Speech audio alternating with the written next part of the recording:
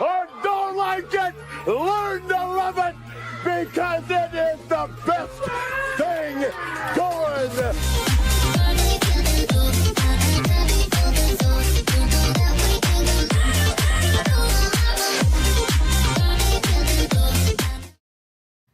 And welcome back to the Boundary Corner podcast, along with my partners Brian Siegler and Jonathan Talley and Sheldon Moss. I'm Curtis Wilson.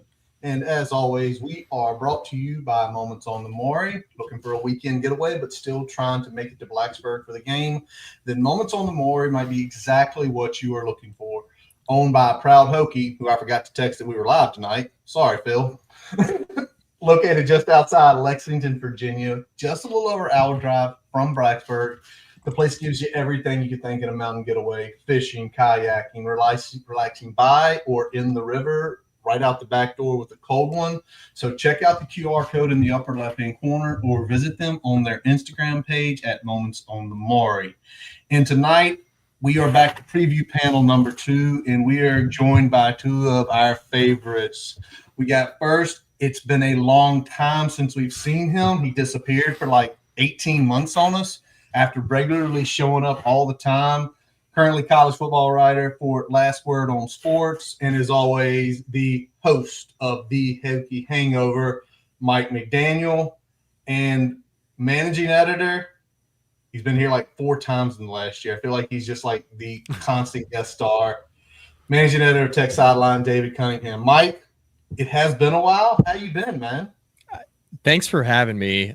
You guys are spacing the floor a little bit this year, which I do appreciate. As a parent of a toddler trying to get him to bed, I don't need to sit in the green room. We were just talking about this beforehand. Sit in the green room for 30 to 45 extra minutes. So thank you for spacing us out. Honored to be here with you guys and with David once again. So here we are. Always a pleasure to have Mike on. And we were talking before we got on here. We're nothing if we're not a little more long-winded than I think we plan on being. So we always appreciate the patience of those that aren't leading this thing off. But since we're breaking it up a little bit, glad to get you on. It was 8.5 minutes from you showing up to when we went live. So that's a little bit of a smaller buffer for you there. It was good. It was good.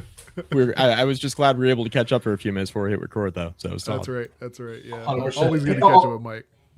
And introducing, I don't know if he was the captain or the co-captain of the Blacksburg Softball Intramural Champions, David Cunningham. I mean, by the way, playing in the middle of summer, you had to lose like 8 or 9 pounds a game in water weight.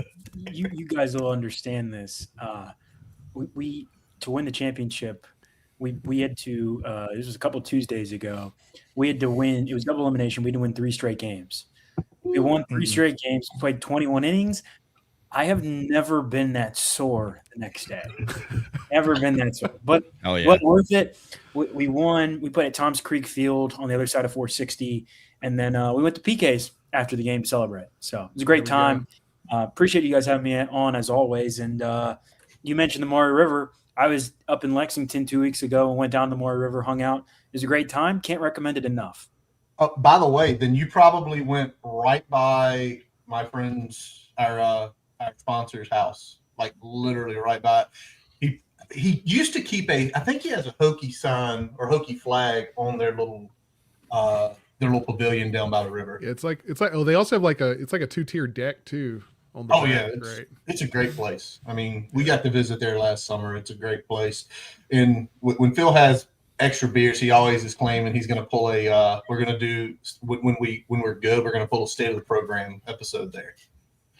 Hold on to your hats for that. That might be dangerous. He knows it's going to be dangerous, just straight up. By the way, David, you talked about being sore. So one of my neighbors, his brother-in-law, owns an architect or engineering firm here, and they have a league. I played one Thursday night. Pretty sure I couldn't walk right for 3 days. The other guys on my street that came, we had 1 pulled groin, we had 2 pulled quads, and my neighbor pulled his back as well. It's a dangerous sport, man. It is a super dangerous sport. It gets more dangerous when you're over 30 and even more so when you're over 40. So Damn right. And even more so when you're overweight. Yeah. Throw that one in there for me. Throw that one in there. Well, Tally, we never knew. We always wondered that the locks of David Cunningham, always beautiful. We finally figured out David Cunningham's secret is Jonathan Tally. Do you fly up bi-weekly to style him up? Man, we've got so good. He just calls me and, kind of stands in the mirror and asks me what I think. But a lot of times it's the hair. Like I have to give him, because if y'all haven't noticed, David's in front of the camera a lot, man. He's asking these questions and he has to have good hair. So he calls me and asks me about the hair a lot. I tell him, yeah, no, comb it the other way, put a hat on today, whatever. So Tally dropping lore mid-podcast. I love it. Yeah, man. I just, he got his Tampa Bay stuff on today. He didn't call me today before the show. He has his Tampa Bay Rays stuff on. I didn't approve that, but sometimes you just gotta let the client, do what he do. The talent is the talent, man. You just let them do what they want sometimes. All I'm thinking about is the Tim Tebow, Marcus Spears, Paul Feinbaum, SEC Network. Yeah. All I'm thinking about. Yeah, exactly. Oh man, it is awesome to have y'all tonight. Can't wait. We're going to start up here, obviously hidden topics all about fall camp positions and multiple other things. But we're going to start a little bit off the field because just a week ago now, can't remember, August 5th. So 2 weeks ago, we didn't talk about it last week because I wanted to wait for y'all to because of where y'all what y'all do within the sport of college football. But PJ Mullen hired from Rutgers. Is the new chief marketing officer, deputy athletics director at Virginia Tech. Has some back ties to Franklin.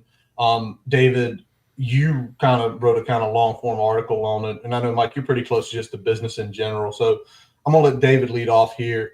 What does this tell you about what's going on inside the Merriman walls with this hire? It's one of Brian White's big first couple hires. He's hired 3 or 4 or 5 key people now that are going to be on his leadership team. PJ Mullen is one of them. He's kind of split up some responsibilities with Ryan Gottlieb, who was previously at Florida Atlantic at Colorado, working with Deion Sanders before that. I think what stands out about Mullen's resume is he's a Penn State grad, so he's got that background, and he worked with James Franklin. There's a lot of familiarity with there. But he spent the last couple years at Rutgers where he kind of revolutionized their game day atmosphere and everything they did, like on the ground, the day-to-day stuff. Like when fans arrive at the stadium, like he made it very new and very friendly, and like that is the kind of buy-in you need when you're trying to turn the program around. Like you got a great coach at the helm, obviously, you got a new AD coming in, but you still got to sell the fans, and you still got to make the fans want to enjoy themselves in the stadium and around, whether it's campus or down Beamer Way and whatnot. So I think he's going to do a really good job of kind of bringing a new style, a new thought process to just kind of how Virginia Tech approaches like a game day for football or basketball in Castle Coliseum. Because when he was at Penn State, he was kind of like the guy in charge of Beaver Stadium on a game day and what it looks like in terms of marketing and fan engagement and stuff. So he's got a pretty good mind. Obviously, the connection with Franklin really helps, but just another one of Brian White's big-time hires where you go, okay, this athletic department is trending in the right direction. These guys know how to generate money, and they know how to manage a business in college athletics where – you've got to worry about the sports, but at the same time, you've also got to make money. Like that's what it is nowadays. The more ways you can generate money in this era, the better. And I think what this hire indicates to me, just like outside looking in at it, because I haven't been as close to it as David has been, but like outside looking in at it, it's like they're leaving no stone unturned, right? Like everything's important. It's not just, okay, we have to turn over leadership in the Hokie club and, bring in Brad Bell, somebody who's got, the fundraising experience. No, it's not just that. It's the game day atmosphere needs to be looked at. How do we keep, obviously a winning product will help, but like, how do we keep the students in the stadium in the second half? Like, that has been an issue. And obviously I think the product hasn't helped, but like, those are the types of things they want to tackle when they're bringing in big time recruits, like the types of recruits that Virginia Tech hasn't really been able to land in a very, very long time. And we're trying to seal the deal on an official visit to Blacksburg. Like, all this stuff matters, right? So like, the experience with Franklin helps a lot. That's obviously a common thread with a lot of what we've seen so far from the hires in the athletic department, the hires obviously on the coaching staff, the players that have come in as transfers. Like, there's a lot of familiarity, right, between Franklin and the people he is surrounding himself with. And it's obvious that he's working hand in hand with Brian White, the new athletic director, to make sure that the folks that they're bringing into key leadership positions within the athletic department that are going to play a key role with the football program in particular are guys that Franklin's on board with. Franklin's the most important guy in the athletic department right now, I think, for obvious reasons. I would add this, in a lot of what fans they see but don't necessarily understand is the what goes into the behind the scenes stuff in terms of the people putting together stuff on game day and setting up Hokie Village and making sure that you enjoy your trip to Lane Stadium or Thompson Field or Castle Coliseum. And what Virginia Tech is doing, I think that probably should have been done a long time ago, is, you've heard us at Tech Sideline talk about this for a long time. My understanding is that where Brad Worthman, he basically served as Witt's number 2 and had all of this stuff on his plate.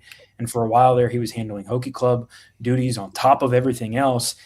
They've got Brad Bell coming in doing Hokie Club stuff now, but they've also basically got Ryan Gottlieb and PJ Mullen splitting up Brad Worthman's old responsibilities, as far as, Ryan Gottlieb, who's got this business mind. He's going to handle a lot of the revenue stuff. And PJ Mullen's going to handle the marketing and the broadcasting and the communications aspect of it. And that's his background, the game day stuff. And I think it just is going to be much more efficient. Like, that's what Virginia Tech has been missing. And it doesn't necessarily show up in the on-field product, but I think you'll notice a more efficient athletic department just when you're around the athletic environments, if that makes sense. Yeah, and I think like when you talk about that, like the thing that stood out about Franklin in general and kind of the way the AD hires went and some of these other hires is like the attention to detail, and you can have a lot more attention to detail when you have people that are specializing in certain areas of the process and not just having one guy that's kind of that catch-all for all those different aspects of the marketing and the the game day experience and the Hokie Club. Like that's a lot for one person to really kind of take on. So having these more specialized roles and operating more like a corporation than a mom and pop shop definitely seems to be the way the Hokie athletic department is trending, and that's definitely a good thing and a long time coming. Just the final thing I want to add, this is what infusing money into a program gets you, right? It gets you not only like these roles are more magnified, but all these roles are specialized too, right? New roles open up and you can see the importance that are being put on them. And I just think that this doesn't happen without the added investment into the program, obviously, but it's just really important to note that. That's facts. All facts, man. Brings us to another topic that talks about money being infused to a program. Apparel deal, we are officially on the chopping block. What I think it was like a 10-day buffer there that they had with us with the Nike deal. So I guess we're kind of looking at suitors, seeing what would be, best spot for Virginia Tech, and where we fit. Kuna, have you been looking at this stuff, man? What do you think about all of this? Well, I thought Doug Bowman did a really good job of explaining it, just the legality and logistics of it all. Because Virginia Tech is a public school, it technically has to open up a bidding process for people to come and pitch. Hey, this is what we're offering. I think it was a 10-day.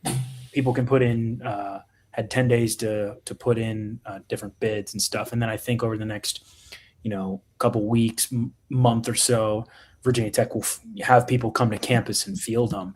I think it's very early, but this is what I think is so important when you talk about Brian White as an athletic director that understands how important finances are and how you have to squeeze all of the juice out of the orange. Yeah. Like he said, he told us in July in Charlotte at the ACC kickoff that he and his staff were going to look at every single contract that Virginia Tech had. Yep. And this is one of them. This is obviously one that is very much talked about by fans. But Virginia Tech had gotten the shaft a little bit in this Nike contract for a very long time. Maybe you renegotiate with Nike. Maybe that is the end goal if you can get a better deal out of it. But there are a handful of schools that have switched to Adidas or other brands over the last handful of years. And if it's very similar, I think, to the sports property rights that Virginia Tech went through 2 years ago or 3 years ago with Playfly and Learfield. Virginia Tech had been with Learfield for forever, but Playfly was offering more money, a better deal. And at the end of the day, you have to do what is best for your athletic department that will make the most money. And if it's not Nike, if it's Adidas, if it's Under Armour, I think it's very early, but the bottom line is that I think the fans will buy whatever it is. The bottom line is Virginia Tech has to be getting the most out of that contract. You can't leave money on the table, because if you look at what some of these schools like Tennessee and Penn State are getting from those contracts, it's enormous. It is athletic department changing money. You have to get the most out of that. So before I go to Mike and let Mike give us a little bit of his take on this, I was taking a look at it, David, and because I'm like you said, it doesn't matter who we with. I'm still gonna buy Virginia Tech stuff. If they can give me something orange, I'm gonna buy it. You know what I'm saying? Hey, right now I rock a lot of the SWVA stuff. I'm just saying they got big man clothes. They got the stuff that I like to wear. I got on one of the hats again. It's just comfortable. But I was talking to a couple of guys and they were just like, no, on Adidas. Adidas is horrible. And I'm like how if you go look at the deals and you just mentioned Penn State and you mentioned Tennessee, I think Adidas was giving them $300 million or something crazy like that compared to a team like South Carolina with Nike getting $70 million. That's a big discrepancy. That's a big deal. If a apparel brand is gonna, lock you into a, 1 or 2 tier team, and then the other one's gonna lock you into a 4 or 5 tier team. And then, when we were talking about that, some people were saying, well, why would you think that they would view Virginia Tech as a 4 or 5 tier team? Well, that's what they've been viewing us as. If you go look at our deal now, it could have just been if you're going to take that, that's what we're going to give you. It could have been that. And with us going with some new regimen, new AD and actually, like you said, looking at all of the contracts, some people are going to squeeze as much as they can to get as much as we can. But you also have to look at the brand and see what it is and be like, Adidas may value you more. Under Armour may value you more. So I'm glad that they are, taking a look at all that stuff. And I'm totally okay, especially Adidas. Some of the other ones I'd have to be kind of won over, but I'm all on board if we win Adidas. But Mike, I know you had something to add. You can go ahead. There's just no better time for this contract to come up than right at this very moment. Is literally the only other thing I have to add. This, with the way the arrow is trending with the program and everything, there hasn't been a snap yet. And look at the AP poll this week. Tech's receiving votes. This team won 3 games last year. Games This is last year. this is outrageous, right? And I know they we'll get into a roster here in a minute, but like the arrow's pointing up, and this is a great time for the apparel deal to come up, and they have the right people in charge, I think, to be making these types of big picture decisions. Well, it's leverage, right? They've got the ultimate leverage. You got the big name head coach. You're hot right now everywhere. You're hot on the trail. You're hot in the media. Everyone wants it. And then it shows there's an adult running the athletics department now, and it's not just, we're just going to keep pushing Nike down the road for the next few years. And you're like, why? Like Tally said, you're viewing us as a tier 4 or tier 5. Does Adidas or Under Armour, to y'all's all points, does it make sense? Does it make sense? And you know what? You're a tier 2 at Adidas. Here's $200 million over the next 8 years. And you're like, okay, that's great. Let's do this. Yeah, and I feel like this is where like some of Witt's risk aversion was negative, because you see the situation where it's like, well, you're in this tier with Nike, but I know the program has not been great, obviously over the last decade or so. So your brand isn't where it wants to be. Was the risk aversion like, is what we're getting from Nike going to be the best we're going to get? Should we just keep taking this and keep it moving, versus putting something out there? But Mike, to your point, like you've got all the buzz right now, and you haven't had a chance to go out on the field and fuck it up yet. So Exactly. let's go. Time for this happen. Yeah. Hey, David, will you say what you just put in the chat? Yeah, I was looking it up while you guys were all making really good points. I was looking it up just to confirm. Tech was making about $2 million a year from its Nike contract. That's about 2. Penn State was on with Nike for 33 years, just flipped to flipped to Adidas, sorry. And it has a 10-year, $300 million contract. You do the math on that. Like, That's a big difference. That's a big discrepancy. And again, not everybody like Tennessee's making. I think Tennessee's contract is valued around somewhere between $100 and $200 million. But like, you can do better. Like, you can do better. There are better options out there. And even if it is with Nike, you gotta bring them in and say, we are better than this, right? I think Virginia Tech is kind of like, this is something that it's like, oh, we're kind of content with this for a while. It's like Brian, I can tell you this, Brian White and James Franklin are not going to be content with this. Mm-hmm. No. Yeah, and you talk about leaving money on the table. I mean, the discrepancy in those numbers is like an entire year's worth of NIL. Truth. Every single year in what you're dealing with there. So it's like, why would you leave that money on the table? So yeah, got to strike while you got an opportunity here, and like I said, milk as much as you can out of this thing. This is also another way. This is just another way to kind of make up ground on a mediocre TV contract. Also, so yeah. And so this to go with somebody who's kind of lateral. You know what I'm saying? Everybody's been better than us, but I'm just saying most people kind of view someone like Louisville. Louisville is kind of a lateral team, right? So their Adidas deal is 10-year, $160 million. We could easily chip that.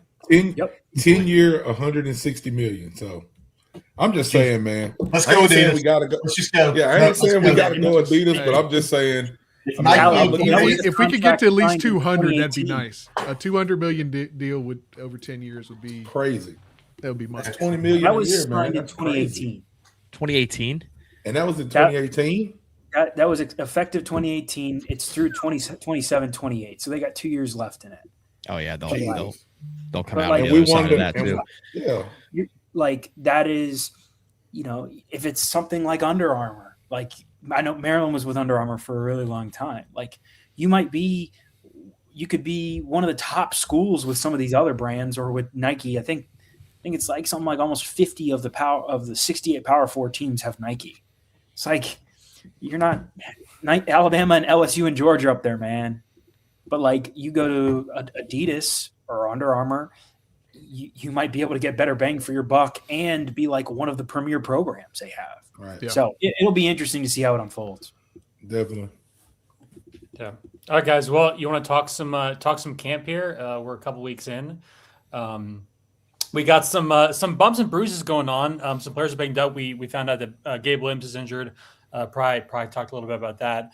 Some other guys are on the shelf a little bit. Any concerns right now, guys that might be out that concern you? Obviously, we can start with David just because he's been obviously covering the team. But anyone banged up right now that is of concern to you? I think the big one was Johnny Garrett on the offensive line. We found out that out at the beginning of camp. Obviously, Gabe Williams, that really stinks. It seems like he's after his injury and everything that happened with his family, and then he's making his way back, and then it seems like he's gotten injured again. That really stinks because I thought he might have a chance to help Tech at outside linebacker, but I think the big one might be Johnny Garrett. It's a long-term injury. They're not sure how long-term.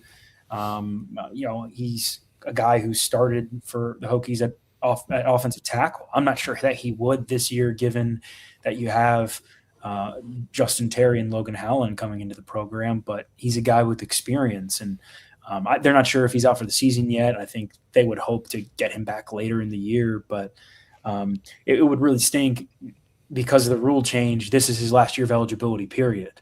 This is his 5th season. So if he can't play, he's done, which would really, really stink. He's a guy with experience, but I think outside of that, the Hokies have stayed pretty healthy. Like they are, knock on wood, so far they're a couple weeks out from VMI, less than 3 weeks away, and they're pretty clean. So I think those are the two that come to mind, but nothing like we talk about a guy like we're going to talk about quarterbacks and some of these other positions here. They've got a lot of guys that they feel good about that are healthy right now at those spots. The Johnny Garrett one is obviously the most concerning one to me, just because I feel like this entire season is built on whether or not the offensive line improves. Because I feel like we've seen, we'll get into quarterbacks in a minute, so I don't want to spoil all this, but we've seen enough out of Grunkemeyer at Penn State where I think even that level of play would be an obvious upgrade over what Virginia Tech's fielded in the quarterback room the last few seasons. So it's a matter of protecting him, right? Feel good about the running back room, feel relatively okay about the receiving core. I know there's a couple guys that Tech feels good about. Depth, Tech's got it, but it's all unproven depth. It's really all about the offensive line. Johnny Garrett, Dave brought up a good point. Maybe he doesn't start at tackle, but he's a swing guy, right? He could play tackle, he could kick inside to guard. You can move him all around the offensive line. It's just one less guy, one less answer to the question, So I think not having him is pretty significant. A guy who's played a lot of snaps, and not having him for a significant period of time at the very least is not great. But also, if this is going to be your only major injury, knock on wood, okay. Yeah. Right. Yeah. Okay. Well, we'll see. You have some answer. You think you have some answers with guys you brought in the portal anyway, right? Especially a tackle. You've kind of attacked that hard with your roster building. So while I don't love that there's an injury on the offensive line that we all got questions about, if that's the only injury, okay. Yeah. The other one to mention is Emmett Laws, I think. Because that was something that happened in the spring, and I completely blanked because it's just kind of been he's going to be out. That one hurts, but that's something that we've kind of known about for a long time. I think I mentioned it last time I was on here in the spring. Him and Samuel Okunlula at defensive end.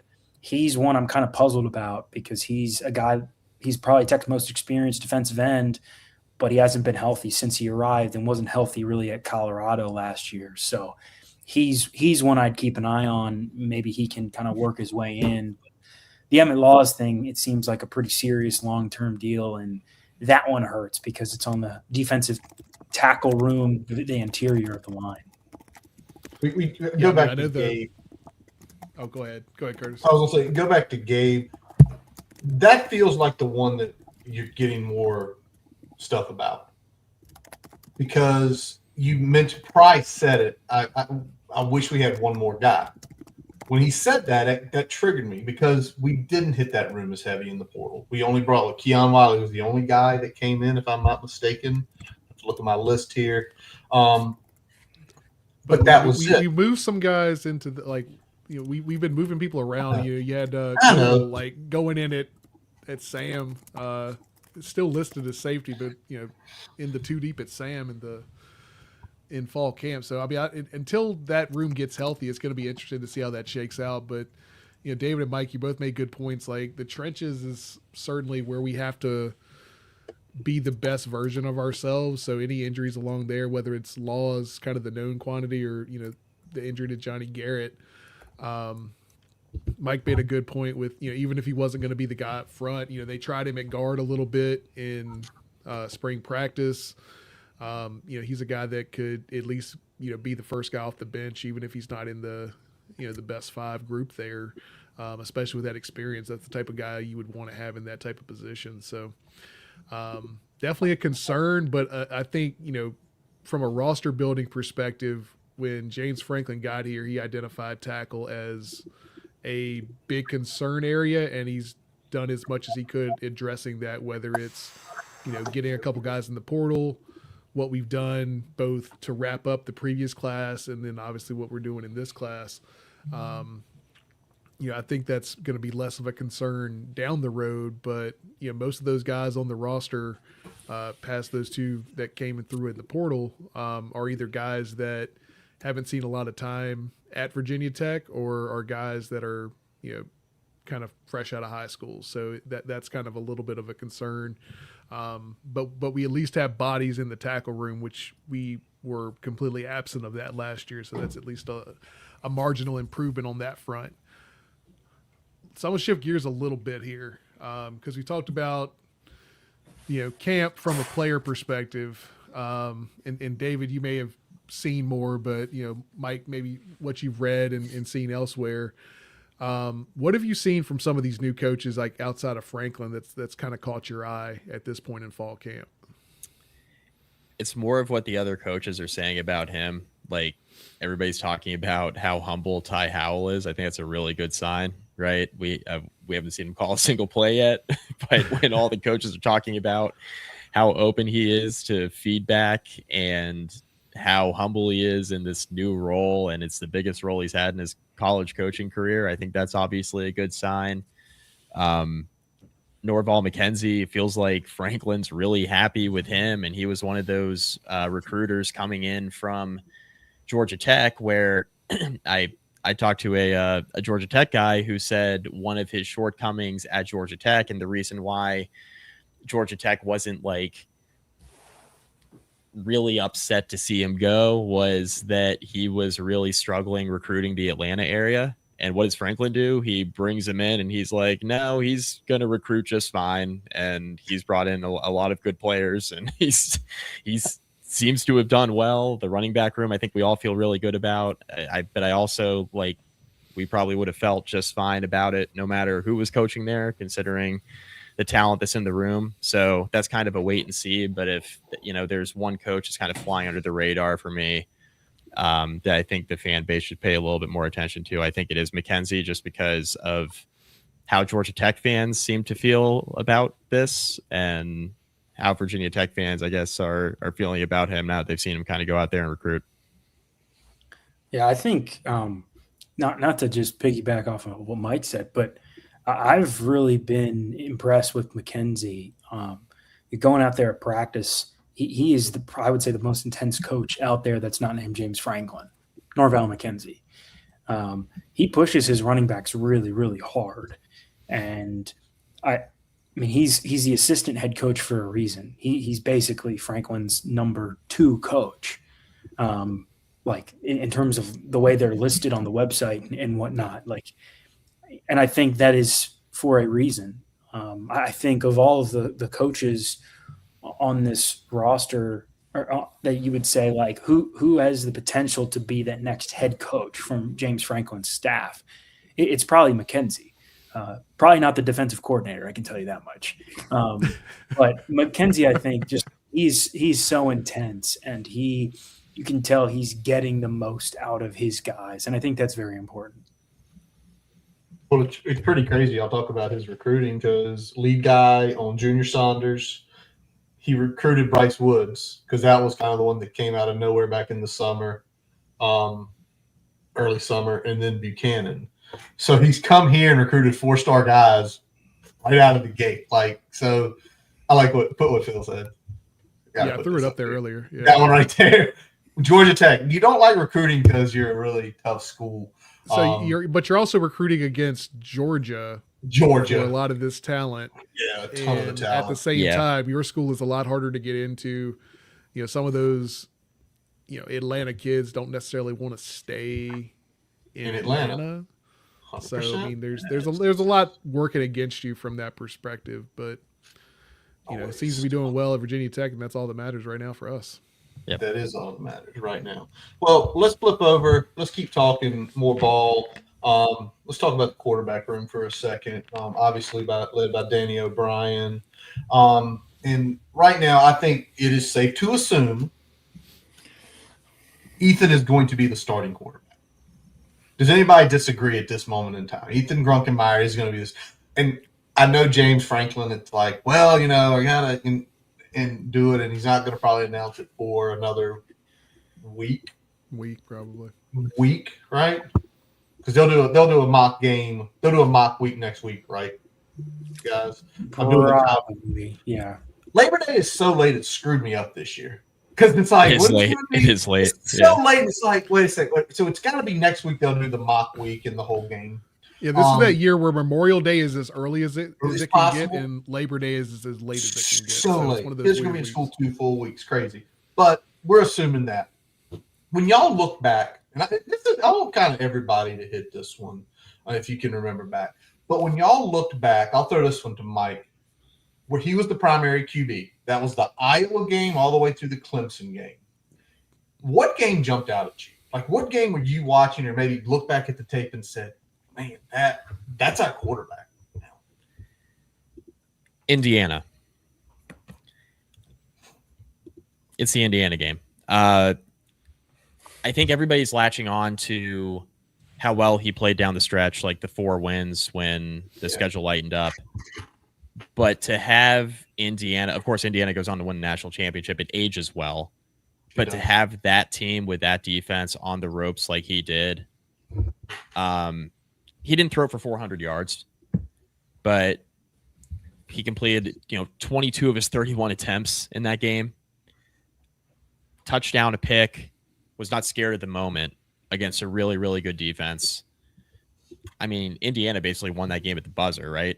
It took a ridiculous throw and catch. Yeah, I mean, one of the best catches of the year, one of the best throws of the year.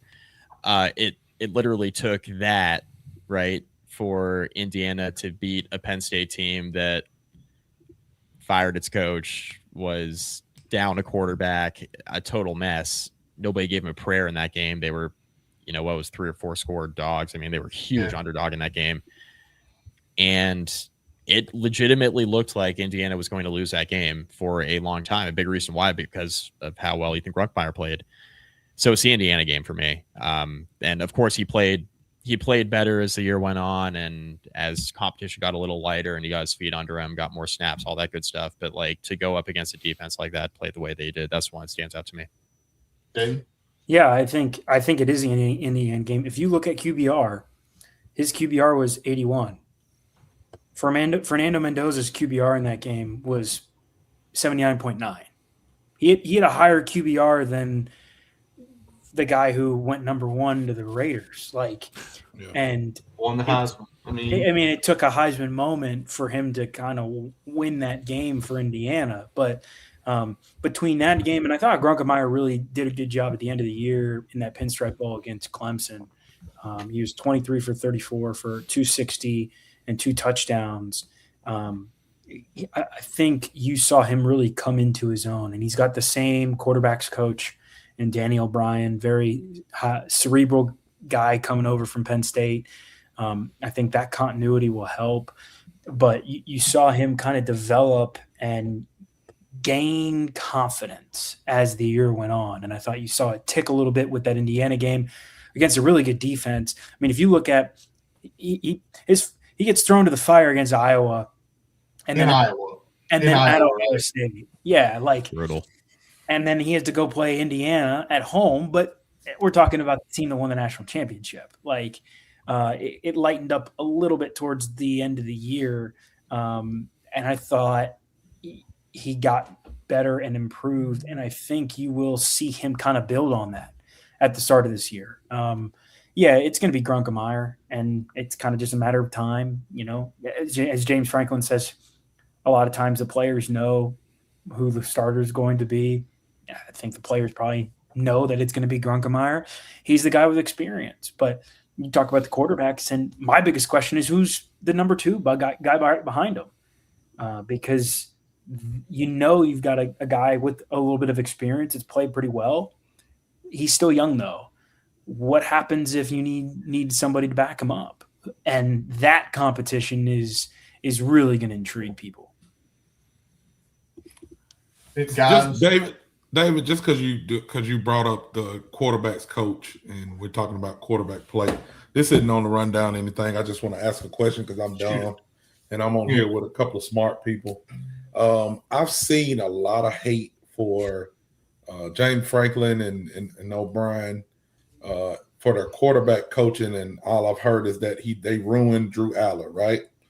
So I went and did a little bit of research myself just to take a look at some stats. And then again, these certain people said stats don't matter. They said that Drew Aller was ruined as a quarterback at Penn State, right? Well, I looked at his stats from 2023. No, excuse me. Looked at his stats from 2024. No, excuse me, 2023. And he threw for 26-31. So almost, 2,600 yards, 25 touchdowns, 2 interceptions. He also rushed for 210 yards that year. The next year, which was their playoff year, he threw for 3,300 yards, 24 touchdowns, 8 interceptions, and he rushed for 302 yards. The next year is when he got hurt. He had 1,100 yards before he got hurt, 8 touchdowns, 3 interceptions. How is he ruined? I mean, maybe I don't understand what I'm looking at. I'm just trying to figure out what was ruined. What did they do to him? He's ruined because they couldn't beat Ohio State. That's why. Okay. Yeah. That's why he's ruined. He wasn't a Heisman hopeful and could beat Ohio State. And Yes. I mean, the other top all tier I Big Ten keep team. seeing is how when he got drafted, they said that we had to reteach him everything. I was like, they do that to every quarterback. They may not say that, but like, I'm a Tennessee Titans fan, right? They should have damn Cam Ward. They did the same thing with Cam Ward. He doesn't look anything like he looked in college. Like, some coaches may just not say that, but I'm trying to figure out if I'm dumb or if they're dumb. I think they're dumb, but Also, I'm just thinking. the pace of play and style of the NFL is different than the college game, even when don't the get it. schemes are similar. So you got to understand that there's going to be a breakdown and build back up of those mechanics for every quarterback that's going in the draft. I don't think we've had a quarterback throw for 2,000 yards since like 2016, 2018, maybe. Somebody get on that. I mean, so we're talking about Danny O'Brien, and he's the big reason why the Hokies have Bryce Baker in the fold, because they're both from the Kernersville area in North Carolina and went to the same high school, had the same high school coach. That's part of the reason why Bryce Baker is here playing under Danny O'Brien. But Danny O'Brien played at Maryland, like in college, played against Virginia Tech. And when he was at Penn State, like Drew Aller was an honorable mention, all Big Ten pick. It's Penn State fans being Penn State fans. And I think feel better now. Tally, what I would say is this. I think if you go back and look at that playoff year for Penn State, one of the weakest spots of that offense was the wide receiver room. I believe it was one of those games in the playoff that they didn't have a receiver catch more than like one pass. I think they had a pretty good quarterback in Drew Aller. They obviously relied heavily on their running backs and Tyler Warren at tight end. But you could say they maybe didn't stretch the field as much because their receivers weren't maybe as good. I think the Hokies have a really good quarterback in Grunkemeyer, and like Danny O'Brien's kind of his guy. And I don't think there's a ton to worry about, especially because Ty Howell, James Franklin, Danny O'Brien, like those three guys are all on the same wavelength. Like they're doing exactly how James Franklin wants to do it. And a lot of the time, Tally, it's Penn State fans being Penn State fans. They're criticizing to criticize. Seems like James Franklin's still living in their head run free a little bit. Yeah, I kind of figured that. I just want to hear somebody else say it. He needed affirmation. Gotta have the affirmation. Somebody tell me that I ain't this stupid. I'm gonna say this real quick, Brian. If you want to move to the next or put whatever game, I'm gonna tell y'all the game that I went back and looked at, and like Grunk's like there's something there. The Rutgers game, 4 bowl eligibility on the road, and it's a shootout. Even though they're running the ball like crazy, he's like super efficient that game, like 85%. I think 15 to 21, something insane passing. But it's the last drive of that game. He makes 3 first down throws, 1 on 4th down. Rutgers never gets the ball back. That's ice in your veins because it's like it was 4th and 2. It was like inside the 10. They're not going to kick the field goal because the thought process is this has been a shootout. If we kick a field goal here, they'll have a minute. Screw this. We're going for it. He throws a 3-yard pass. He gets them a first down. They need it out. That game, because he played him for something right there. You're playing for bowl eligibility. It's showing some heart. So that was mine. But yeah, to say he kept up with Indiana, that's always the impressive one. Nice. It's a nice feather in your cap with your 3rd college start. Yeah. Oh, yeah. Yeah, facts. Hey, and I mean, I will throw the Clemson game in there as well. That was the one where it's like, It showed me that, we don't play a ton of Big Ten teams, right? So, like, seeing that against ACC competition, like, that was at least a good kind of measuring stick for me in that type of game. I know it's a bowl game, a little bit less stakes than in that type of bowl game than you would get, in a regular season game. But I thought he played really well, kind of showed me what he could do against similar competition that he'll face in the ACC. But David, you already brought it up a little bit, so we'll kind of kick it that direction. Like this backup battle right now, like who do y'all think is going to wind up kind of getting that number 2 spot? I think it's kind of an open competition. I think it really comes down to Bryce Baker and Troy Hune. Hune's the true freshman. Baker is the guy who redshirted last year at North Carolina. And I would probably lean Baker because he's slightly older, but I don't really know if there's a huge difference between the two right now. And I think that's both exciting and scary a little bit because neither of these guys have played in a college game. I think Baker's the more athletic guy, but Hune is probably the more prolific passer. And it kind of just depends on the way that the Hokies want to roll with this. I can see both of those guys. Like, do you want a true freshman as your backup? Maybe not, but if he earns it, he's the guy. And I think the good thing is that you're Virginia Tech. You feel really good about your starter, and then you feel really good about both of these guys. And that's not to kind of forget about Keldon Ryan, but it seems like he's kind of the 4th option there. Yeah. I think Baker and Hune, whichever one wins the job, you go, man, we feel good about QB2 and QB3.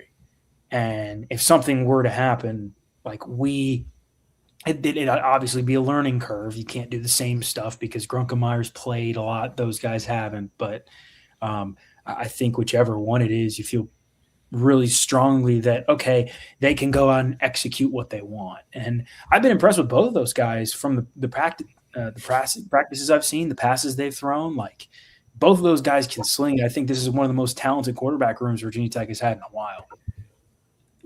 Yeah, I mean, regardless of who ends up winning the backup quarterback job, there are at least 3 P4 quarterbacks on this roster. I mean, when's the last time Virginia Tech had 2?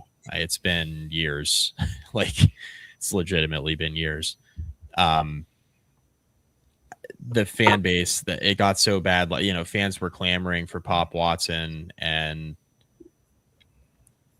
it got to the point where, like, the coaching staff wouldn't even play him when the games didn't matter anymore. Yep. And like that was just the quarterback room last year, right? That's how things were. It's just different now. Like, to David's point, Baker's slightly older, but hasn't played, right? So like him and Hune together, it's kind of like you flip a coin. And then I haven't been in practice, but based on what David's saying, like Keldon Ryan being the 4th guy, it's like, okay, he hadn't played either. But you're in this spot now where you feel good enough about your quarterback room to move AJ Brand elsewhere too. That's the other thing, right? Another quarterback was in the room. You said, okay, you can go play another position. Like, we're good here with what we've got, which you can interpret that a couple different ways, right? Maybe AJ Brand just wasn't a P4 quarterback, or just wasn't going to factor in this this competition at all, but they do want him to remain on the roster and play elsewhere. Virginia Tech hasn't had that luxury, is what I'm getting at. That's why I bring that up. Like, they haven't had the luxury to say you can go try to play another position because we feel good enough about what we got with backups. So I think that's an encouraging sign. We've actually had guys that should be probably playing other positions playing quarterback in the past. Yeah, I mean, that's true. That's very true. Well, the reason I think we need to bring it up is just because of the era, right? We're still in the portal era. And you got to kind of feel whoever gets that leg up, whoever I hope we see numerous times in the second half of games, they're going to have a leg up going to the future. And you always feel in the back of your mind, if this guy's not the starter, like this year, he's gone. And so that's why I kind of wanted to get y'all's outlooks, but agreed. I mean, I'm trying to go back when the last time we had 3 on the roster. I mean, it was 2019 when they had Willis, Hooker, and Patterson. Yeah. And all 3 of those guys played that year and contributed big time. But not all 3 of them were, I think, very proficient passers. I think that's what you have in these guys. Like, Hooker and Patterson were very mobile.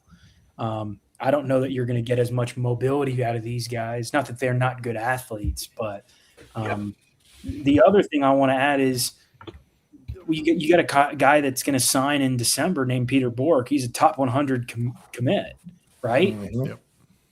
And they've got, they looks like they're going to get another 4-star top, pretty highly rated recruit in the 2028 class as well, a quarterback. And guess what, man? There's going to be a lot of competition in that room. And somebody's going to be unhappy. Probably multiple people are going to be unhappy because quarterback is a unique position where only one guy gets to play. Yeah. And that's a good problem to have. You're going to see a lot of guys fight for those spots, whether it's a second or third spot, because you got a redshirt sophomore starter in Ethan Grunkemeyer.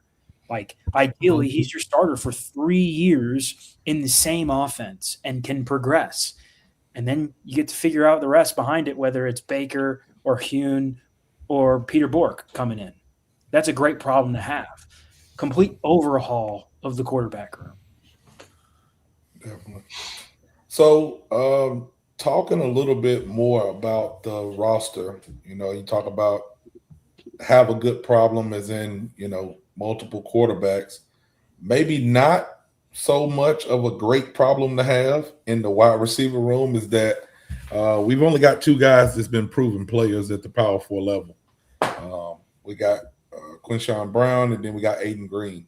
But besides that, not very many other guys have, had that experience on the Power 4 level. So who do y'all kind of think is going to take that 3rd and 4th role?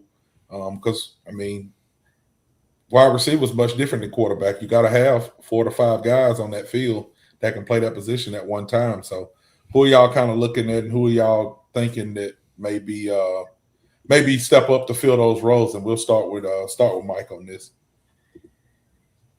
Yeah, it's interesting because I think Virginia Tech fans are banking on Aiden Green being the true number one, no questions asked.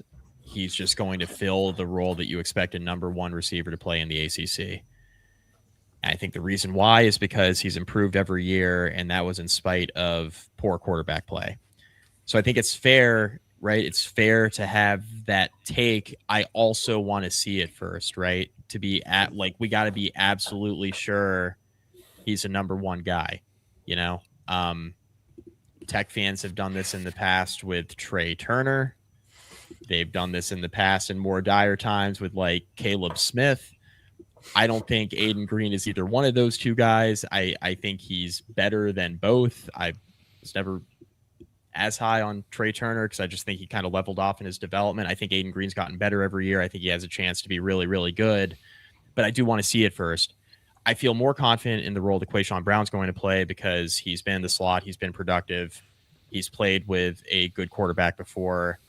I think he will find ways to be productive in his role, and Virginia Tech needs him to be productive in his role in the slot. To actually answer the question now about who's that third receiver going to be, it's anybody's guess, man. Like, it's really anybody's guess. Like, is Brody Adams finally going to be healthy and contribute? Is Chance Wiggins finally going to be healthy and contribute? Is Jeff Exenor going to kind of come out of nowhere as a Penn State transfer and take that role? Or is it simply going to be just like the tight ends? Like, it's going to be the two receivers, the tight ends, and like you rotate into Kai Heath in the slot because he's obviously played significant snaps too. Like, I think Takai Heath's going to play a lot. So like, right. Is it just as simple as that? It's really just going to be the tight ends are going to fill the role along with like Takai Heath as like the third pass catcher. That kind of remains to be seen. I'm interested to see the types of, and maybe David has a little bit more insight into this being a practice, but like I'm interested in seeing the types of offensive packages Virginia Tech comes out in, right? Like if it's going to be two tight ends a lot, lean on the running game, which I think we all expect given what kind of team Tech was last year. Maybe the third receiver in the receiver room doesn't matter quite as much, right? We'll see. But I think it's kind of anybody's guess at this point as far as who's going to emerge as the true number 3 wide receiver. I think that's kind of very much up in the air at this point, but Tech's got some options. Hey, just because you brought it up, Mike, I want to ask another question or talk about something else. David, don't forget what you was going to say because I know you got some good stuff for us on that wide receiver stuff. But when you brought up the fact of, you know, we've kind of penciled in Aiden Green as the number 1 receiver as Virginia Tech fans, right? And no disrespect to Aiden. I think he's a good football player, and he's been here. He's stuck around. He deserves the chance to be on the field, you know, praying that he stays healthy and he can get out and contribute. But going back to if he's the number 1 guy or if he is, you know, as hyped as probably we want him to be, what does Aiden Green do good? Like as a receiver, anybody. You know, what does he – and I'm not saying he's not good. I'm just trying to think, like, what makes him a head and shoulder better than the next guy? What does he do good as a receiver, in y'all's opinion? He's always been good at going up for balls. Like, he's been 50-50 ball guy. He's been good at 50-50 balls. Like, he has some explosion down, like, doing that. I think he's that, but he's sneakily more of a possession receiver than you really would think, right? In a lot of ways, like he's a guy that can move the sticks for you a little bit. He's not going to be that, you know, slot type guy that moves the sticks like that. But if you know it's a 3rd and 8, he can run you a 10-yard hitch and use his body to make the catch and get the first down. I think he's that type of guy. Can I say this? And David, if y'all jump in and disagree or agree, we don't know what he can be because we haven't had a good enough quarterback to show what he can be. Correct. Right. Correct. And again, that's just is what it is. We didn't have the quarterback. We didn't have the protection. And now you hope just a upgraded quarterback reveals more than a 50-50 ball, or like Brian's saying, kind of he's 6'2" and some weight, got a little speed, kind of a partial possession receiver. Yeah, so my thing was where I was going with it, and the reason I asked is because I think, to me, and I could be wrong, he's not super fast. Watching him in and out of breaks, he's not super quick, but he kind of reminds me of a lot of what, not the same, but does some stuff that Isaiah Ford did. Going up and getting certain balls in traffic. If you scheme him open and put him one-on-one, he 80% of the time can beat the man one-on-one. But the problem is we haven't been able to see what he can do one-on-one multiple times in a game. We may see it once or twice. He's not going to outrun anybody, and he's got caught in the past if he's in the open field. So again, no disrespect to Aiden Green. I think he's a great receiver. But the only reason I brought that up is because I've seen on both sides where people say, well, if that's your number one receiver, then you're in trouble. But I also see, like, how do we know that? Because we haven't seen what all he can do. And I think he's a heck of a receiver. Like I said, to compare him to one of the Hokie greats, because Isaiah Ford is one of the Hokie greats. Like, I mean, is he the only person or the last person that caught 1,000 yards for us? One of the only people to catch 1,000 yards for us? Like, it's been not the last, because Phillips was 17, and I think Phillips had 1,000 that year to break. No, it was Ford. Phillips was about 40 yards short of 1,000. Yeah, I was gonna say he was like 960. So and Ford did it in back-to-back years. Right.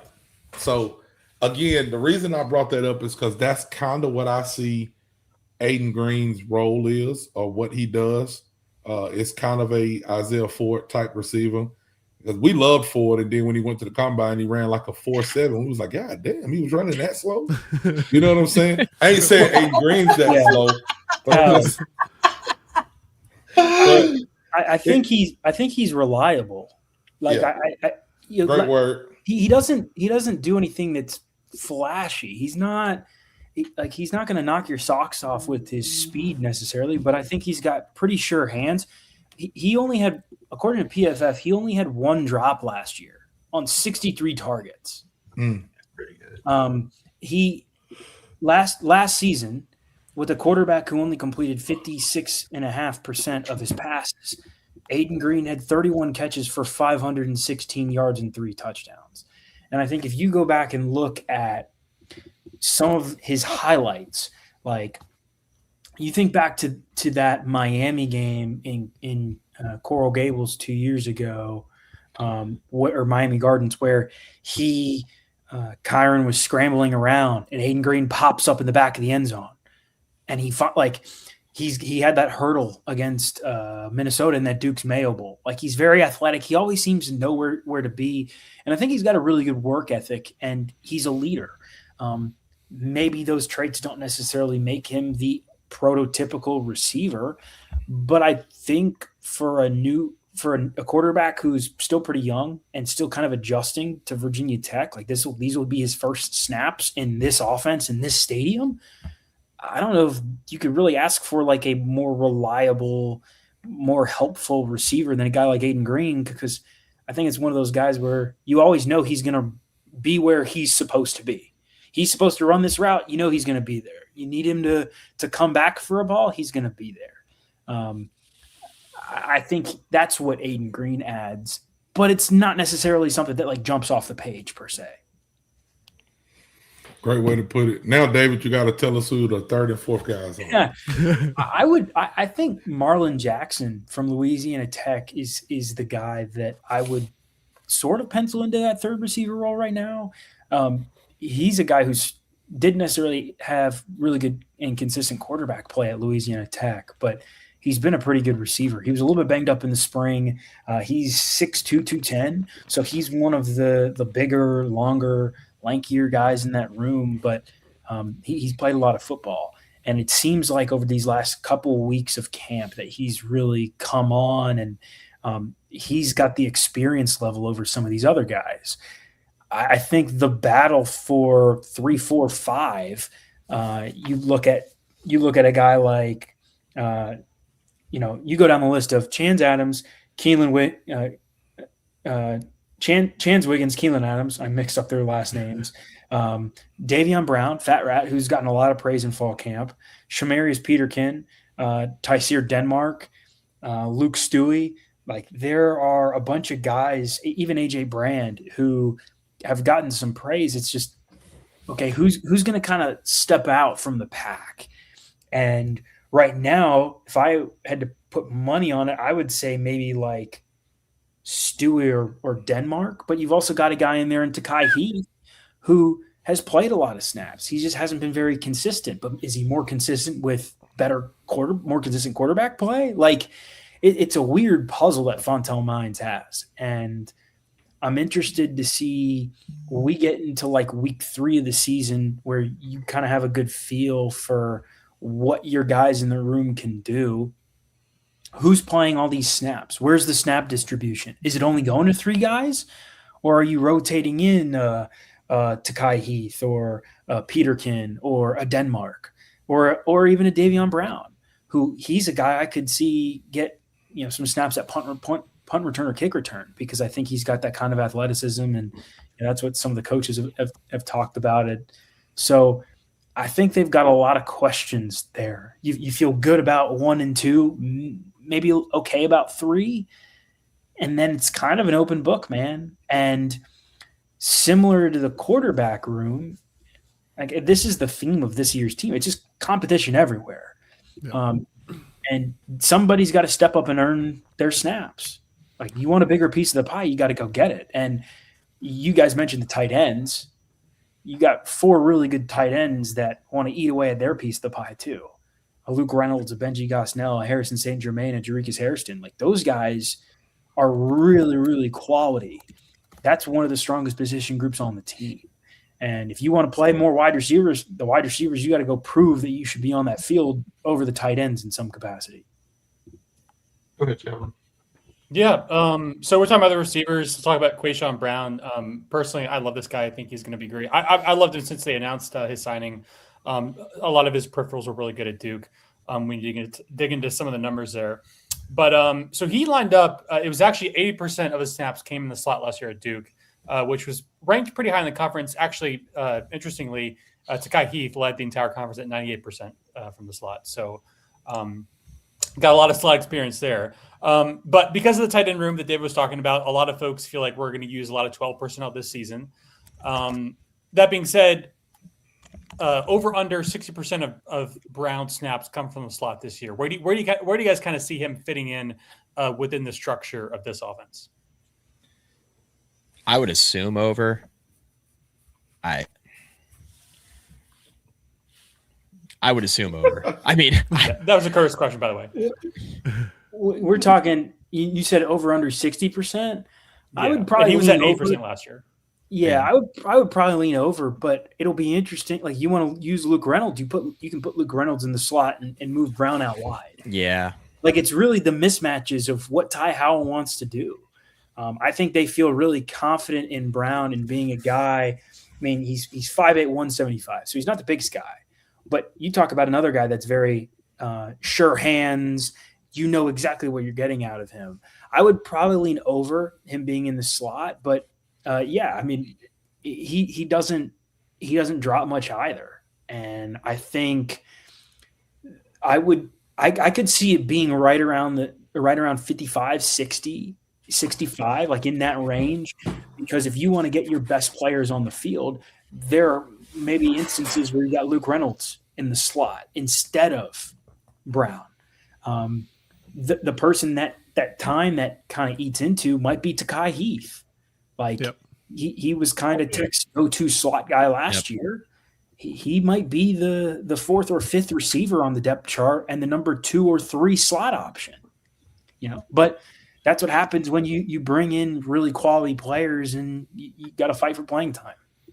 And when you're running a lot of 12 personnel, but you also have a guy like Luke Reynolds that is a mismatch nightmare and is someone that can run routes well and is someone that can, do things well in the receiving game away from the line of scrimmage. I mean, that's really just it's going to be interesting to see how the interplay with the tight ends and the wide receivers works, and whether or not there's going to be that kind of feeling out period for that first 2 or 3 games where Howell and company are trying to figure out exactly who the best guys, what the best matchup. If we go to this formation, are we splitting Luke way out? Are we putting him in the slot? Do we have Queso out wide? Is there a scenario where Queso comes off and you got Jackson and Green in there with Luke Reynolds? I don't know. I'm really interested to see what they're going to do with this. Well, the reason I set the question as it did, Sheldon just throws me out there. That's a stupid beat up Curtis. Thanks, Sheldon. Yeah, but the reason I asked it is because having a good tight end room and knowing he played in the slot, and then knowing also if Queso chooses to go pro, he's going to get drafted as a slot guy. But he's also trying to say, I can play a Y. I'm not necessarily an X, but I can play the Y and come in here. That's where I'm seeing it's like we're not going to be running 11 personnel all the time. We can't, because I think somebody put on there, somebody said it, put your best players on the field. And by doing that, that means Luke Reynolds. Right now, that means Queso Brown. That means Aiden. Obviously, the running back room is what it is. We're going to hit that next week. But let me ask this, and kind of leading into that. If this receiver room struggles, and it's not Ethan Grunkenmeyer's fault, and the offensive line plays better, is Fontel Mines on the hot seat? He's been here, and I say this for this, and I'm trying to be nice. He's been here since 2022. His best stat-wise wide receiver was, I'll take a guess. Probably about 500 yards. Jalen Lane or Caleb Smith? Caleb Smith in 2022. Okay, remember Felton, Lane, Lolly Jennings. Could you see James being like, "You can't do this crap here"? Bye. Oh, go ahead. I'd be. David look like you want to. Well, Yeah, Mike, I don't know. I mean, I love it. Finally got y'all in a bind. I think. First of all, you guys know how much Franklin values recruiting, and I think the value Mines brings as a recruiter, particularly in the Commonwealth, specifically in Richmond, is unmatched. He tried to get Fontel Mines to Penn State. I think this is a big time year for this room, though. And I say that because there are a lot of guys that it is their time. They've either got to prove that they can play at this level, or they really can't, and they're going to get passed over. I think Vance Wiggins and Keelan Adams they're really highly touted guys, and they've got a lot of talent, but they've been banged up and have not had an opportunity to really go out and do it on the field. Or when they have, they haven't done a ton.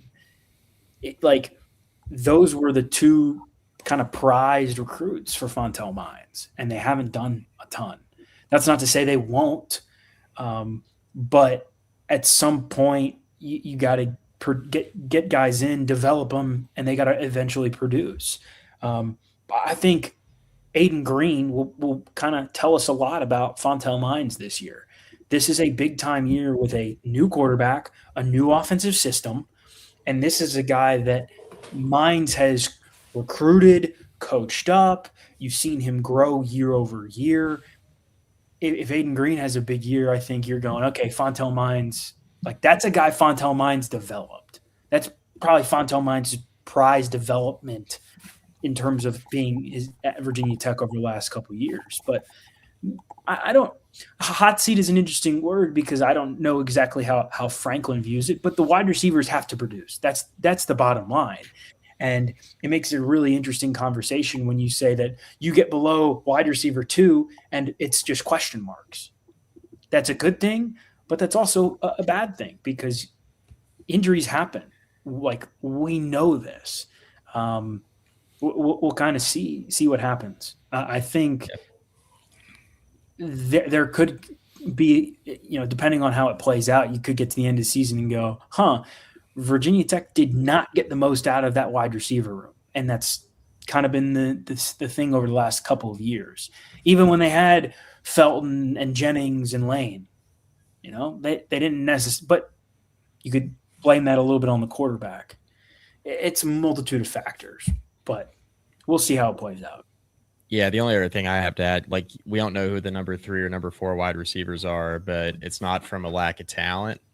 But I think what we're going to find out is this because they haven't been well developed from a coaching standpoint, or is this because the quarterback play has been really, really poor? And I think we'll probably find that answer out pretty quickly. But I lean with David in that, like, Fontel Mines, I think, has been really important to Virginia Tech's recruiting in the past. I think he's proven to be a pretty important guy for Virginia Tech's recruiting currently. So Franklin kept him on for a reason. And obviously, if the wide receivers don't produce, then it's a different conversation, especially if the quarterback play ends up being pretty good. But I feel like if quarterback play is good, it's probably been a pretty good year for the receivers too. So I think it kind of goes hand in hand. Yeah, short of a 65 catch, near 1,000-yard season for Luke Reynolds, would the wide receivers not get some of that pie for a good quarterback season from Grunkemeyer? So it's hard to imagine a scenario where he has that good of a year and the wide receivers don't show at least a decent amount of growth compared to what we've seen. And to the point y'all have made, I mean, I think it's really hard to judge what this room's potential is, only because the quarterback play for Virginia Tech has been uneven at best and atrocious at worst for the duration of Mines' tenure in Blacksburg. We know he can recruit. That's kind of unquestionable at this point. I think we're the verdict is still out on the development, only because it's really hard to put an accurate gauge on that. I think between the injuries to some of the younger talent and then the bad quarterback play, we've seen Aiden Green grow every year. I think that's if you want to point to a Mine success story, that's probably the one that you would point to at this point. But we still don't know what the ceiling of that looks like with him as kind of the focal point of the offense, or at least one of the focal points of the offense. So we're going to find that out as well. But I don't think he would necessarily be on the hot seat with a bad year, but I think you would start to hear the rumblings of what could be if that doesn't also improve in a 2027 year, if we see a repeat of similar type performances that we've seen the last couple of years out of that room. Yeah. Where we going? Yeah, we've been talking a lot about tight ends and wide receivers, which is very important. But we've seen a lot of those guys on highlights, clips, and things like that over the past couple of weeks. Part of being on highlights, somebody has to have a low light. You know who has the low light? Tyson Flowers. Tyson Flowers has got burnt probably every clip that I've watched, right? No disrespect. I hope I can't tell if the tight ends and wide receivers are just that good or he's bad, but I know he's getting burnt. So going to that safety room, we've seen Knowledge Harrell flip over. The safety, we've heard Coach Pryor talk about Kenny Wosley taking some snaps at safety, along with some other guys being rumored to take some snaps there. For you guys, question is, 1 being worst, 10 being best, where's your confidence in the safety room?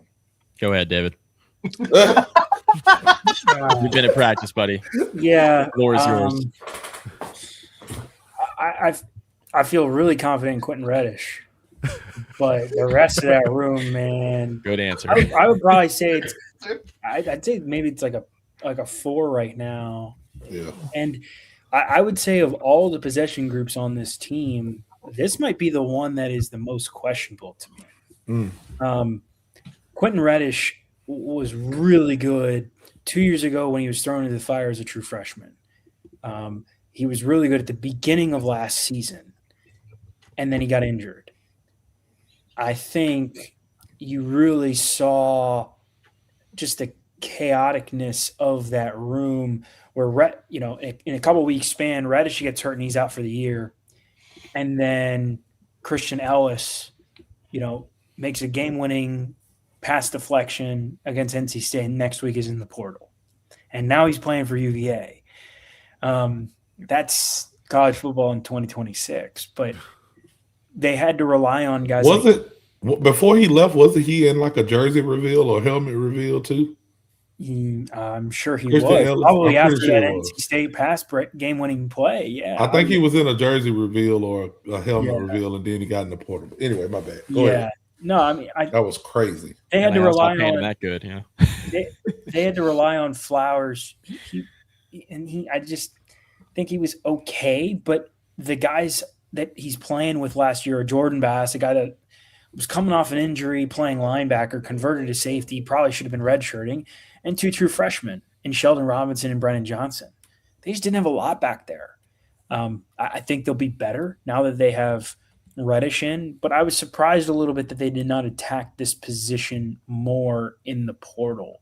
I'm curious, like Kenny Wosley playing there. Can he come in and have an impact? Is he a guy that you feel really comfortable with? The big thing with Flowers is his open field tackling. Like his PFF grade last year as a tackler was 45.4. That's not good. His PFF grade at Rice at tackling the previous year was 71.0. So maybe he's a better tackler, just not in great positions last year. I would take a lot of the clips you see with a grain of salt because somebody has to get burnt in those clips, Tally. It just so happens. Same person. It's But the it same just so person. happens that he gets matched up against a guy who's probably going to be an all-ACC tight end eventually in Luke Reynolds. That's And true. Luke Reynolds will be a matchup nightmare for literally everyone Virginia Tech plays this year. That's true. Like it's not just Tyson Flowers, but like he's a really good leader, and I think Virginia Tech needs him. But that if you look at a point to a weak spot on the defense, it's probably there. Yeah. And then you go, okay, Sheldon Robinson, I think you feel okay about him, but and maybe Brennan Johnson, but they're so young. Same thing with Jordan Bass. Like Bass, he played all right last year, but seemed like a targeting machine at times. Yep. You need to have confidence in that position, and I could see a scenario where they keep Wosley there, or they move somebody else over from corner, a room they feel really strongly about, because they say we got to get our best DBs on the field. Doesn't matter who they are, we got to get them on the field. I think Reddish is one of them. Flowers could be. Maybe better coaching at safety will help him, but that is a big question mark to me right now. Is okay, who's safeties 2, 3, and 4? They got to figure that out.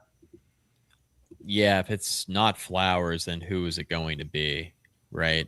Like, are you confident in Jordan Bass filling into that role alongside Quentin Reddish? If the answer is no, then are you moving somebody from the cornerbacks room, right? Like, is Kenny Wosley actually going to be lining up at safety? Are you actually getting your best? Like, is that the way to get your best 5 on the field, like David just said?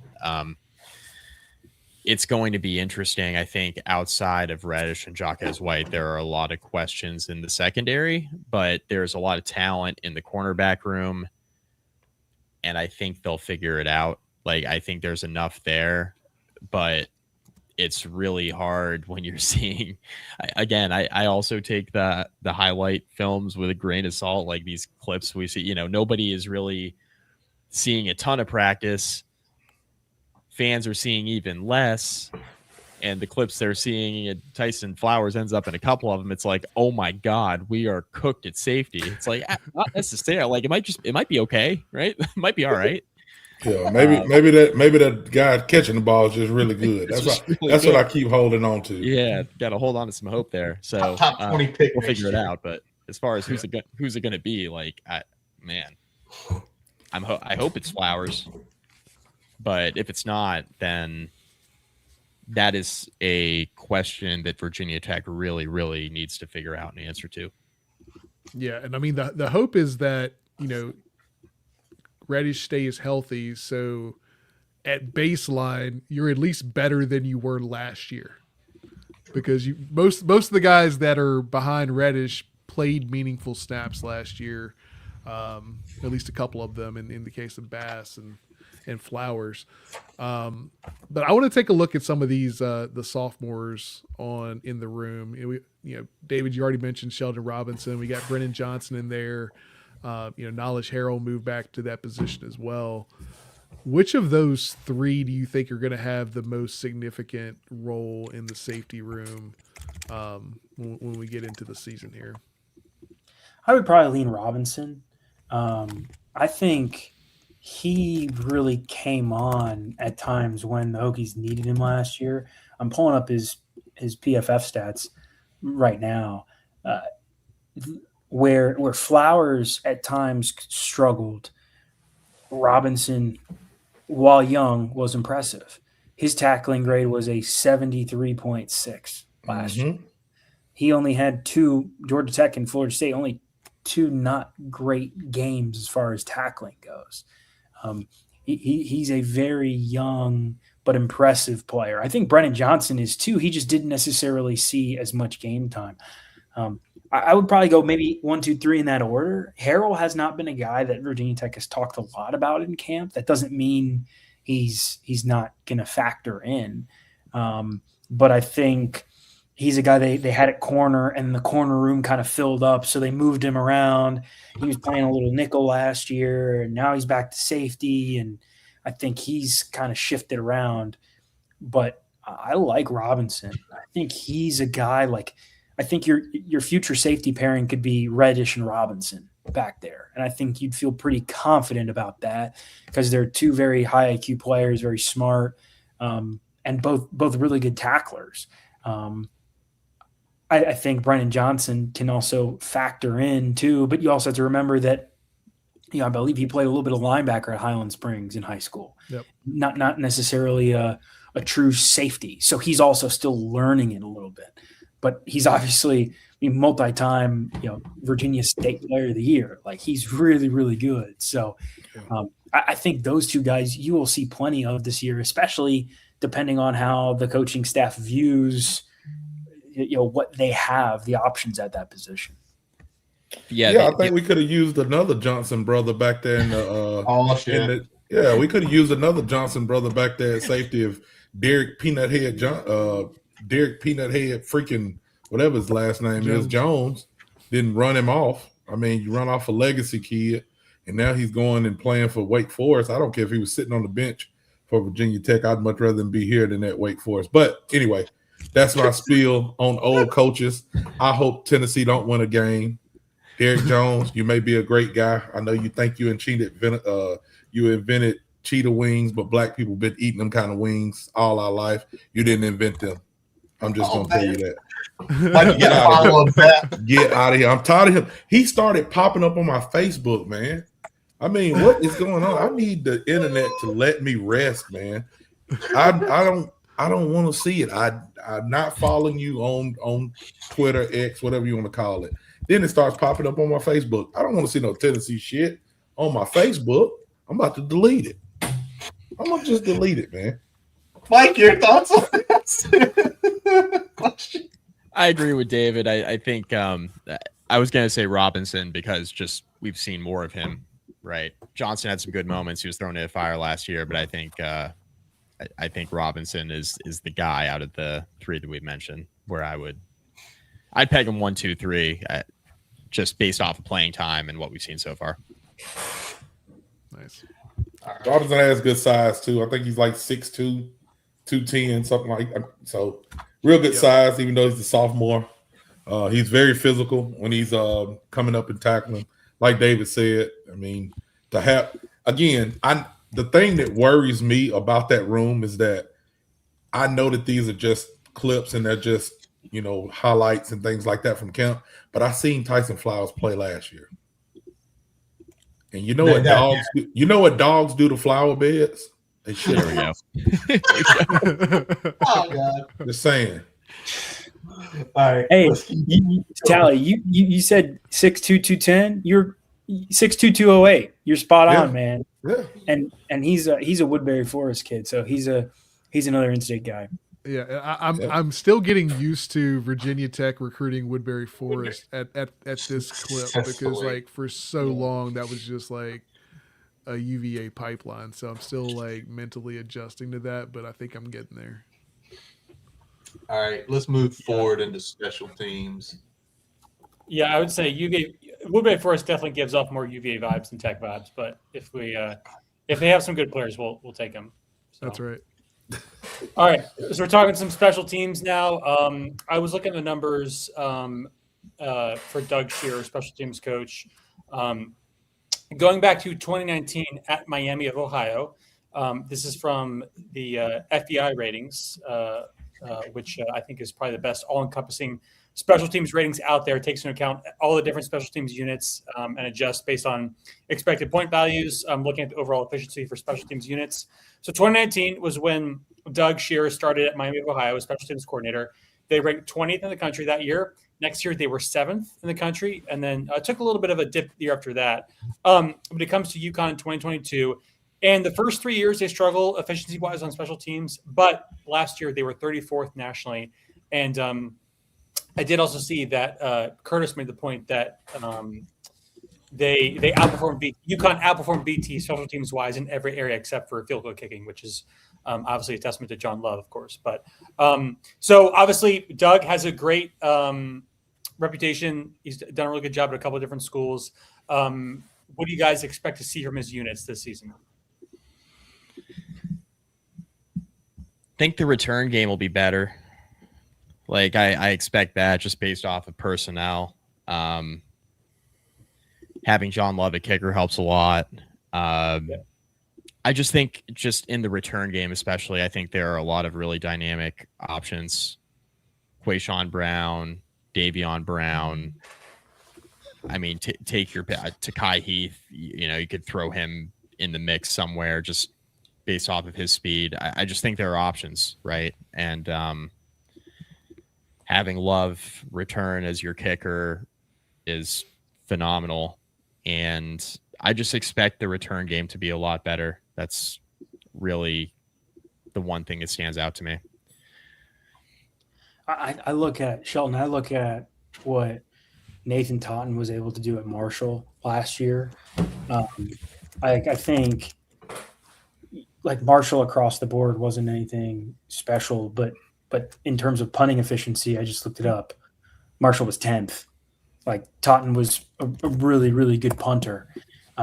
He comes in the portal. You've already got John Love, one of the best kickers in the country. I think they feel pretty confident in Cole Bird as the kickoff specialist. He's from Bassett, just down the road. I think you bring back Christian Epling, long snapper. Totten's going to be the holder. Like that group, I think is pretty wired well together and will be pretty strong. But it goes back to what Mike said, the return game.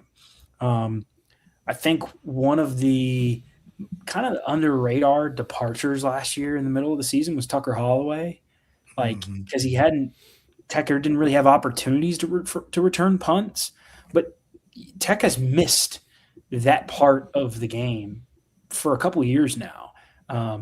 Holloway had a couple flashes, a couple of really nice performances, but outside of that, and Jalen, we really like Jalen Lane, right? Like, Jalen Lane's been pretty consistent, but the kickoffs, you point to like Tootin had one, I think, against Florida State, but it's really inconsistent. And then you factor in the silly penalties in those situations, and special teams is a spot where you can't lose ground. You need to gain ground or just kind of be neutral even.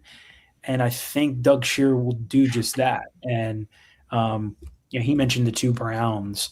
I think you could see Quayshawn Brown at punt returner, but I think if you want to get a guy like Fat Rat, Davion Brown on the field, like that's a great spot to do it. And at kick return, you got Thomas Williams, guy who's been doing it, Tyler Mason. You could put Messiah Mickens or even Jeffrey Overton back there if you really wanted to. But you need to take advantage of that. I think for the last couple of years, those spots have kind of been a little positive. They need to be a much bigger positive if you want to win some of these close games. Like you got to have some big plays on special teams. Jalen Lane was able to change the game in that way. Do you have a guy like Jalen Lane that can change things in an instant? I don't know. I think that's for the staff to figure out. But I think they're in a much better position now. And, special teams at Virginia Tech will always be important, obviously. I think Cam Selton caught a ball on the 1 yard line and went out of bounds. Yeah. Tally, I will bet you that will not happen this year. That's all I'm asking for. Like, some people think that I'm asking for a lot of stuff. Like, bro, I just want to see some competent football. And okay, I understand people make mistakes, right? When he did that, I wanted to see a coach like flip a table, or when he comes off the field, grab his helmet, grab his face mask, do nothing. We didn't do nothing. We was just over there thinking about fucking Cryer Lake or something. Is that the place that they go to? Is it called Crater Lake?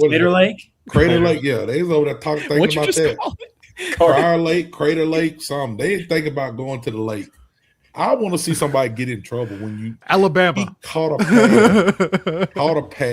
a kick and stepped out at the one. Just let it go. Just let it go, man. Touch the ball. Well, I don't know, man. I'm just saying. I just want to see some coaches with a pulse. We ain't even got on Brett Pryor. We ain't gonna even get on you tonight, man. We got too much to go over. But I'm just gonna say, VMI better not score over like 3 points. So you got some people who gonna be trying to get you out of town. ODU already ran you out of town last year. Go ahead, Brian and Curtis. Virginia Tech ranked 126th last year in kick return efficiency. Sheldon, this guy is trying to outstat you, man. You gotta get on your game. He's the guy who could do it. He could do it. I'm just adding to what Sheldon's saying. I mean, you got to have guys back there that are going to make smart decisions, right? Competent, man. Just competent. Like smart decisions, competent. But you need athletes back there. Like, correct. You mentioned Thomas Williams, and let me for 1 second. You mentioned him, and he's done it, but he's never exploded. Like, that's like the part of the game where you want them to not think about kicking it inside the 5. Because if they're kicking it inside the 5, they're basically saying, you can't do shit with this. Like, you can't block this up. You have no one that can explode. We're going to kick it at the 5. And then Tally will make a point of, we also know you have idiots back there who will step out at the 2 yard line with the ball in their hands. So we're going to win this regardless. And like you said, David, Mickens, Fat Rat, we are now in the era of 5 years. You have 5 years to play. There is no more red shirt starting this year. If there is a kid who is a burner and he is a freshman, you sit him down and say, you are going to be the kickoff guy. Go run as hard as you can, as fast as you can. This is your only job this year. This is your only job this year. And the great thing about that is that now if you've got a guy that is that athletic, but also has the acumen and the ability to make the right decisions in those situations, you can go ahead and trust that true freshman out there, because that player's probably not going to see the field in any other capacity. So you're not worried about injuries. Like, you don't have Jalen Lane back there, returning punts, and now he's like a focal point of your offense, but he's also a guy that's standing 35 yards down the field waiting for 11 guys running at him full speed. So if that's going to be where this thing goes, I think that's a great way to approach it, because it gets these young guys experience, but it also doesn't worsen your depth chart if one of those injuries happens on those special teams plays. That's what happened with Tootin a couple of years ago against Florida State, if you recall. He took it back to the house and then pulled up a little bit at the end of the run, and he was not himself for the rest of the game. Right. And it's like great, like obviously fantastic play, like that's a game changer, but we need you to go out and run the ball. Right. So it's finding that balance. And I wonder, I asked Franklin about this a couple of weeks ago. I wonder in terms of the special teams units, as far as like blocking goes, kickoff return, punt return, now that anybody can play, you don't have to redshirt guys. I wonder if those units will be stronger, maybe for both teams, like both teams in the game, because you don't have, if you feel confident about a true freshman, hey, this guy's one of our best gunners. We can play him. We don't have to worry about playing him for 4 games and redshirting him. You say that, David, and then it goes back to what Shelton talks about with Shear. That's when you need a good coach because you need to figure out who's the guy. You need to figure out the blocking. And again, we're not at the NFL level yet, the way it blocks, but still on that. By the way, Nathan Totten just looks like your dumb punter with a big leg. Just look at his picture. Just look at him. Like, dang, Curtis. I mean, seriously. Like, that's the guy I want punting because it looks like punter with a big leg. What are you supposed to do? I'm supposed to kick the ball as hard as I can, as far as I can, unless they tell me to, pull the wedge out, coach. Okay. But his stats back it up. You mentioned him. 20 over 50 and then 20 inside the 20.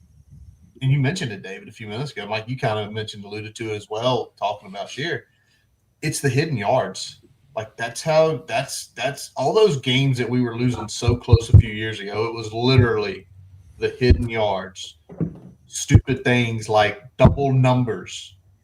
I swear, if he has a double number, Sheldon, we're going to have to bust him. Sheldon, you're just going to have to come in here on Tuesday, and you're going to have to just lay him out, and that's what we'll start the show with.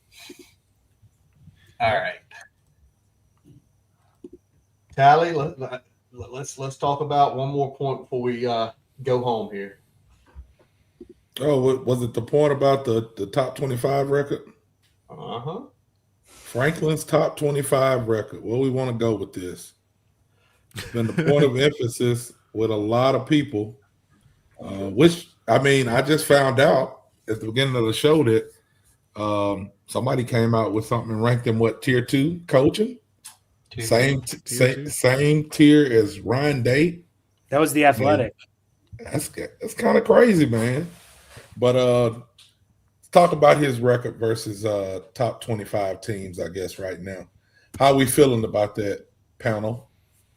And how do we feel it will be with him here at Virginia Tech? So Penn State fans got really frustrated because he couldn't consistently beat Ohio State and Michigan and Oregon. It's that was the frustration. Okay. Virginia Tech would love to have that problem, man. Would love to have that problem. So cross that bridge and get to it sort of thing, as far as his record against top 5 teams. Franklin's going to have he runs his programs well. They're going to be competitive. They're going to be well coached. They're going to be, the team's going to be good. It's going to be a very high floor program, and his ceiling is a lot higher than what Virginia Tech's had since the 2000s. It's a reality. So I don't worry about this stuff. This isn't like the Pry 1-score game stat that was driving me insane at the end, where it was this is crazy. Every damn time. Some of it's on coaching, but also some of this stuff is just luck, man. Yeah. I would love to be in a position where we can sit here on the panel at the beginning of the season and be worried about the 2 or 3 best teams on the schedule and how we're going to perform to get into a college football playoff. That would be an excellent problem to have. So everything else until then, especially in year 1, I think you just kind of roll with the punches a little bit. But there's a lot of stuff that Penn State fans were worried about at the end that Virginia Tech fans would love to have that issue right now. We would love to be in that position. So, yeah, I'm not concerned about any of that stuff off the bat. And, I also the stuff Franklin said about he's a better coach now, or he believes he's a better coach now because of what happened to him at Penn State. He's obviously going to have an opportunity to show that. It's a different program, different funding, all that stuff. But he's going to have an opportunity to show that. And we're going to see eventually if he's able to get over the hump, right, against these top teams. This was a question too. I bring this up just because David mentioned, or one of you guys mentioned, that he was in the same tier as Ryan Day. This is a question Ryan Day had to answer for a while. Can you get over the hump against Michigan? Can you win a national championship? Those were the questions being asked. Is Ryan Day on the hot seat? Then he goes out and he wins the title a couple of years ago. Like this stuff tends to take care of itself. So, yeah, man, I'm not worried about any of that right now. It'll be a great problem, as Mike put it. It'll be great if Virginia Tech fans are going, man, is Franklin going to be able to win the big game? Because it's been a while since Virginia Tech has been in a big game. Like Virginia Tech right now has one of the longest droughts in non-conference games against Power 4 competition. Hokies haven't beaten a non-conference Power 4 team since 2017, West Virginia. And we haven't really played any great ones in that span either. Losses to Rutgers and Vanderbilt and Purdue.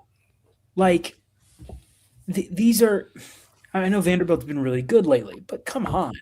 Like, you know, it'll be great if Virginia Tech can get back to a point where – like it kind of was in the late 2000s, early 2010s, where it was, man, it would have been nice to have that Orange Bowl game back against Kansas. Yeah. Like, you're going to the offseason going, man, we should have won the Orange Bowl. Like, you got to a BCS Bowl, man. Like, it was a great season. If Virginia Tech's coming off a 3-win year, like I think, we'll be talking a year or 2 years from now. Maybe this conversation is a little bit more advanced about Franklin and going, hey, what kind of big games can he win? But for now, it doesn't really shock me. When you play in those big time games, like very few people have great records against those teams. Yeah. Because the coaches that win those games are the ones that usually have the best resources. The Kirby Smarts and Nick Sabans usually win those games. But not everybody can. Somebody has to lose them. But I think it's a testament to a lot of people that you can get to that game. And I think James Franklin is the coach that can get Virginia Tech back there. Whether he wins or not, I think, honestly, given everything Virginia Tech fans have gone through as of late, Hokie fans will be happy just to get back. Like, Hokies are playing in meaningful games again. The fan base will be grateful. Yeah. Then the conversation can start about, can you win those games? You got to get back there first. The thing that throws me off all the time whenever I hear those conversations, and I get it, you know what I'm saying? I never hear anybody talk about that with Lane Kiffin. Never. I never hear anybody talk about the record with Lane Kiffin. And I'm just using him as an example because everybody in college football seems to love Lane and think he's the hottest coach. I like Lane. I think he's a cool coach. I'm not going to say he's the hottest coach, but his record against top 25 teams is 15-26. Top 25, 15, 26, 6-16. He's like in the Franklin realm where he is top 10. Yeah. So yeah, I think people just have selective memory on certain people and coaches whenever they want to on that stat. So well, here's the big piece with Franklin with the top 25, because everybody looks and it's 17-26. mm-hmm. He's 4-21. This is Penn State, 4-21 against top 10. Now, 13 of those are Michigan and Ohio State. Mm. And you want to sit here and say, well, as long as he was there, Ohio State was always good. Michigan had their ups and downs. I don't know if Mike's going to be able to make it back on. But so if you take out those teams, 17-14 against the top 25, and some of those teams are like Oregon, USC, etc. If you tell me we're sitting a decade from here and it's like, well, against the top 25, we're like at a 600 win percentage. Like, wait a second, like 15-10. I think we would all burst through and say, yes, please give us that. Please give us that. Because he's shown when he is the better team, he's going to win most of those games. So I think we officially lost Mike. I will get his. The internet is apparently. He got some family internet. Yeah, Tally, you curse Mike with the Alabama internet. Good. I tossed it to him. He can have it. All right. Well, David, we got one more thing we want to hit with you. I don't want to hear your exact record. Don't hear that. Y'all will probably do that on Tech Sideline sometime between now and the first game, which we'll probably all listen to just to hear your opinion. But I want to know this. Vegas has us 6.5. Are you taking the over? Or are you taking the under on wins of 6.5? I'll take the over. I think you look at the schedule, man, it's really tough. Like, you got to play at SMU, at Miami, at Clemson. On top of, late in the year, it's in Lane, but you got to play UVA. UVA is coming off a pretty good year. Cal and Georgia Tech are both pretty sneaky teams. Pitt is, this is not an easy schedule. Mm-mm. But I think the talent level is improved, and I think the pieces are there. It's imperative they get off to a good start, but I think you'll see a team hit the over on that mark. I will say this, though. James Franklin has never coached a bowl ineligible team. Like, all of James Franklin's teams have made a bowl game, bare minimum.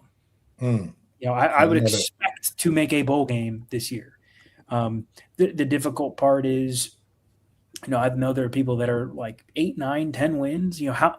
What is the ceiling? I think it really depends on, we talked about a lot of these questions. Yep. Wide receiver, safety, right? You got to have guys step up. There's a lot of talent in this program.